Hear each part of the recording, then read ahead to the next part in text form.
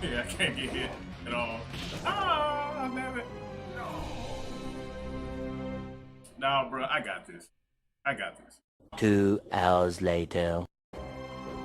That's close to no man, you can't beat Undead Simon Belmont. Yes, I can. Yes, I can. 6.5 hours later.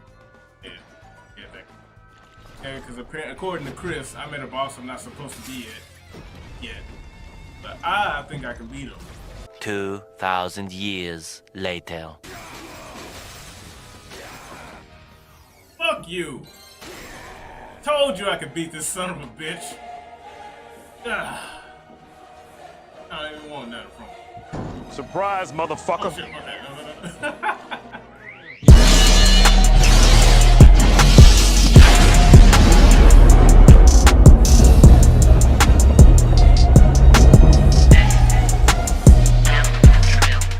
BloodStained, Ritual of the Night was my first official introduction into Metroidvania-style games, and being very impressed with the story behind the game's development as well as its lead producer Koji Igarashi, I was very eager to experience this game firsthand myself. So after 26 hours of total gameplay, 32 out of 45 achievements unlocked, one complete playthrough on normal difficulty, followed by a partial playthrough on hard, this is my review of BloodStained, Ritual of the Night. Greetings everyone, I am your Immortal Afro Josh, and welcome to Immortal Afro Gaming, where we will make gaming niche again. In today's video, we're going to be reviewing BloodStained, Ritual of the Night. Developed by Team Rplay and published by 505 Games, BloodStained began as a Kickstarter project spearheaded by Koji Igarashi after his departure from Konami. After successfully raising a record-breaking $5.5 million, Igarashi and his team developed a very polished product following critical first impressions of their initial pre-alpha release footage. The final product looks fantastic with simple yet intricate stage designs, cool and stylish character models, and a myriad of complex enemy types, some of which are seemingly cute and adorable at first. The game's overall presentation does a great job in keeping your eyes satisfied with plenty to admire, which of course complements the game's solid performance. I played the Steam release of BloodStained as I expected top-notch quality and performance, and I'm glad to say that I wasn't disappointed. All of the adjustable settings you would come to expect from this platform were all here and accounted for. I hardly experienced any frame drops or stutters, and the game felt so responsive and clean, I opted to play using an arcade stick as opposed to my PlayStation 4 controller. While doing so did hinder a few of my abilities, primarily moves requiring the right thumbstick in this case, I still managed to play comfortably overall. Well, what about the story? Is it any good? Absolutely. Without spoiling much, the story has a satisfying beginning, middle, and end, with plenty of reveals, excitement, and Shyamalan twists to keep you engaged along the way. There's a decent cast of characters here, all fully voiced and animated, with of course Zangetsu being my favorite. My boy David Hayter never disappoints. The main protagonist, Miriam, is our lovely vehicle on this journey, bringing both beauty and badassery along the way. All of the voice acting is done well enough to convey the proper moods and tones for each character throughout the game. It's better this way. The world can be rid of me. But this castle, we can't allow it to. Shh, I know I'll destroy it. But you're going to live, Jibo. Okay, fine, sure, but what about the gameplay? Well, aside from the terrific feel the game has, BloodStained offers plenty in the way of gameplay variety, something I can only assume is to be expected from Metroidvania-type games. Miriam, by the end of her journey, wields an impressive armory of weapons and skills that allow for extensive and unique playstyles. I, for example, found myself to be very fond of katanas and the functions they allow.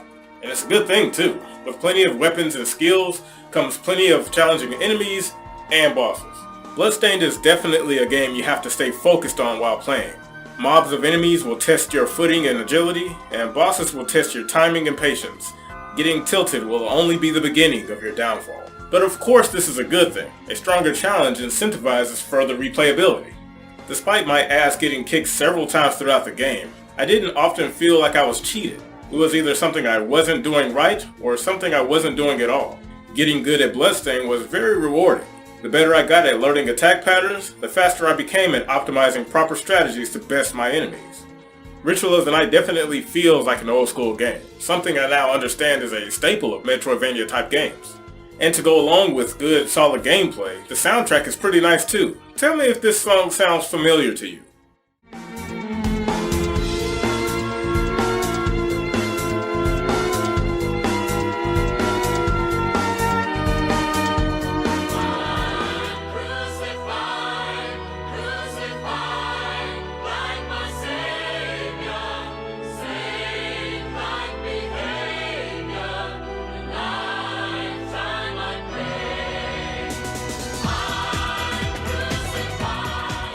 Yeah, Crucified by Army of Lovers. The ironic part of all this is that I heard that song for the first time only a few months before the game came out. So learning about the parallels between BloodStained soundtrack and Army of Lovers was a pretty nice touch. Now the last thing I want to touch up on is overall value. I purchased BloodStained upon its release for $35, and since its release, it's received extra content at no additional cost. So it's pretty clear that a lot of effort went into making sure that BloodStained would deliver a proper gaming experience at a reasonable price. And thanks to the backers of its original Kickstarter, we received even more content on top of it for free. Now that's what I call value. Volume 5. So overall, what is the Immortal Afro Gaming rating for BloodStained, Ritual of the Night? Obviously, an easy A. Nice. This game went the extra mile to provide an above average gaming experience. Well done, Igarashi. Well done. In an industry where publishers happily sacrifice quality, lie in the face of consumers, and even go so far as to insult them for not liking the garbage narrative that they deem necessary in today's days of gaming, you made the choice to prove to all of them just how wrong and foolish they all are. Instead of complaining that gamers are entitled whiners, you accepted all forms of criticisms of your game and improved upon them.